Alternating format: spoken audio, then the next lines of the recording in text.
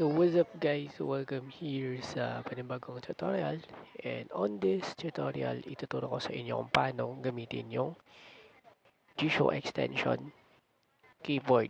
Bali G-Show extension siya na makakatulong sa inyo para ma-enhance or mas mapadali sa inyo yung pagta-type. And it's quite similar sa iPhone voiceover. Ayan.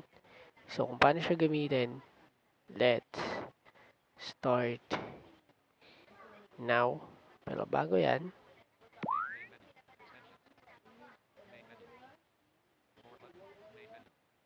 ayusin ko muna ang aking screen reader. 8:35 p.m. Ayan. Currently, 8:35 pa lang ng gabi. So, sorry sa medyo maingay-ingay na location. Ayan. ETI Eloquence TTS Setting 1 UI Home. Ayan. Advanced Options. File Manager. Main menu. Ayan. Wait lang. More cancel editor. Suspend the use of accessibility. 1 UI Home. Using media volume. Ayan. Music 40. 33. Dito. Ayan. So, ayan. Okay na. File Manager Plus. So, ngayon, pupunta tayo. Siyempre, download ko na yung mismong file. Ilalagay ko lang sa comment section kung saan. So, ngayon, punta tayo sa file manager. File Manager. G2O extension 20,250,827.apk 7.16 MB 926 2025. So, eto hanapin nyo. Or eto yung i-download din nyo. Ilalagay ko sa comment section. Eto siya. So, open natin siya. Open with. So, dito sa open with, i-open ko siya using APK installer. Kasi ito turn on din natin siya sa accessibility. So, before tayo mag-continue, paalala ko lang. Kailangan dun sa advanced settings ng G-Show ninyo sa may typing settings, naka-enable yung double tap typing. And, APK installer. and note lang. APK installer. APK installer. G2O extension. Ayan. Update button. Okay, so, ayan, since, i-update ko na lamang siya. Kasi, dinedata ko muna. APK installer.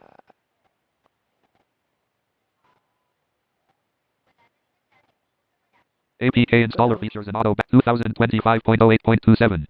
APK installer. Oh, Open. Accept. Open. open na natin siya. APK installer. So, dito sa settings, may mga ayusin lang kayo. So, G2O extension. ituturo ko sa inyo kung ano yung mga ayusin ninyo. G2 keyboard. Unactivate keys with a single tap. Don't forget to enable double tap typing in your screen reader. Ayan, dapat i-check nyo to. Ayan, dapat naka-check yan. Then, next. Off disable gestures when the keyboard is open. Gestures in the keyboard area will be disabled. Note that double tap will not work in the keyboard area. This feature may not work with TalkBack. So, malinaw na malinaw yan. Di yan gagana kapag nakatakbo kayo. So, and next. Long press delay. Long press works when holding down keys. Use 0 to disable this feature. Ayan, dito sa delay key, kahit di nyo nagalawin to. Off disable explore by touch. When the keyboard is open, this may improve performance with some keyboards and increase typing speed. Note, this disables explore by touch only in the keyboard area. So, eto, panatalian itong naka-off. By default, naka-on to, pero sa akin, in-off ko siya. Ayan. On resume, explore by touch and gesture detection. When touching an element outside the keyboard, for example, when you touch the back button on the navigation bar. So, etong option na to is kapag tapos na kayo mag-type, pag kinapa niyo yung back button, automatically, babalik sa normal na function yung inyong screen reader. This extension is useful in the following situation. This extension is used off debug mode. Enabling this mode may reduce performance. The file may contain personal data. Ayan. Create debug file after creating the G2O extension. Long press delay. Long press works when off disable. On resume, general. Huwag nyo nang galawin tong Open accessibility. debug. Donate. Open accessibility. So, ngayon, open nyo na sa accessibility. Accessibility. Yun nga. Kasi enable natin siya sa may accessibility ninyo. So, mag-require pala siya ng battery consumption ng bahagya para mag-work siya properly. So, sa ibang phone, makikita nyo to sa may downloaded apps, especially sa mga hindi naka-Samsung. Sa mga naka-Samsung, sa installed services. Sa iba, vision. Ayan. Sa iba, more options sa accessibility. Then, may mga iba namang phone na madadaanan muna nila yung more option, tapos accessibility, tapos installed services or downloaded apps. Contact about accessibility. Installed apps. 3 of 7 apps are unused. Ayan. So, Installed dito, installed ad skipper on. G-Show extension on. G-Show extension. Dapat naka-enable nyo na to, and then, test natin. One UI home. AP advanced option. ETI Eloquence advanced G-Show extension. File Manager Plus. Telegram. So, kapag naka-enable na to, Application icon. Back button. 8:40 p.m. so Go. D-app. mag-message. D-app connecting. Mag-message tayo dito sa nag-request Notification nito, si shade. Ate Dea. Bluetooth off. Wi-Fi off. Comma. Back button. Ayan, enable natin yung net natin kasi tinurn On. off ko siya D-app. para D-app connecting. wala tayong maging abala. Go back. D-app connecting. Go So back button. ngayon, message ko siya D-app updating. Go back button. kasi Record voice message. Attach media button. Message text box. tatapat tayo sa edit box and i-type natin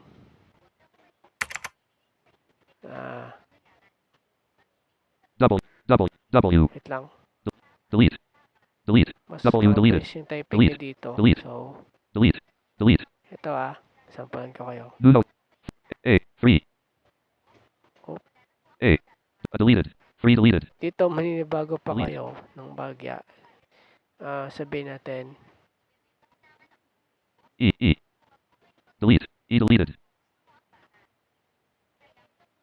W. A.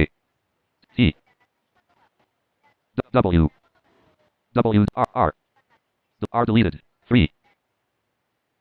Delete. E. Space wait. lang L. A. M. Delete. N. G. Space lang. 8 ate. A. T. E.